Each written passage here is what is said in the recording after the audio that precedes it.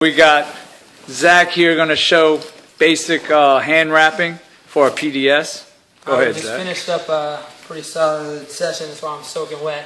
But some people don't really understand exactly how we wrap hands here. A lot of different ways, but this is the basic way that we prescribe here to make sure that everybody at least is protecting their wrist and their hand. So what we got here is a wrap. I've wrapped it this way so that you can see it says this side down.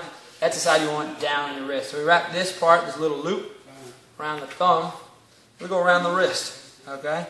So we're here around the wrist. We want to wrap the wrist 3 or 4 times, depending on how skinny your wrist is, how long your wrap is, okay? The more times you go around your wrist, the more protection you have. So if you ever get a sore wrist or you're noticing when you hit the bag you're having issues on that, and then you want to wrap it a little bit more. So then we're going to go here at an angle around the knuckles, up here. All right, you want to make your fingers not as wide as possible, not all the way together, kind of in between. You just wrap along the knuckles. This is going to support the knuckles so they don't spread too far apart. So we keep rolling here. Now we're going to do about 2 or 3 around the knuckles. Okay? And you got to do this a couple times, see if you run out of wrap at the end. If you ran out of wrap, you got to wrap a few less times.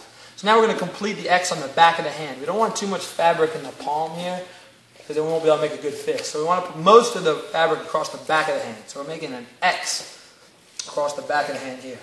So now we're going to go back around the wrist one more time. Now here, we're just going to wrap around the fingers individually. Around the pinky, come back to where it came from. Alright, so one more time here. Around the pinky, back around where it came from. You don't want to flip the wrap as we're doing this, so be careful of that. Now here, go around the index finger, back around where it came from. Here, I got the, oh, almost losing it. Alright, around the middle finger, back where it came from. Come down to here. This one got flipped, so I want to make sure it's back to where it came from. And now, the ring finger. Now we got all this fabric up here, we got to wrap it all up. So we're going to go around once, all the way around these knuckles here. Kind of clean it up a little bit, once or twice, depending on how much wrap you have left. Now we go back to the bottom. We want to get more fabric along the wrist. Here, once, twice. Finish out all of our wrap down here.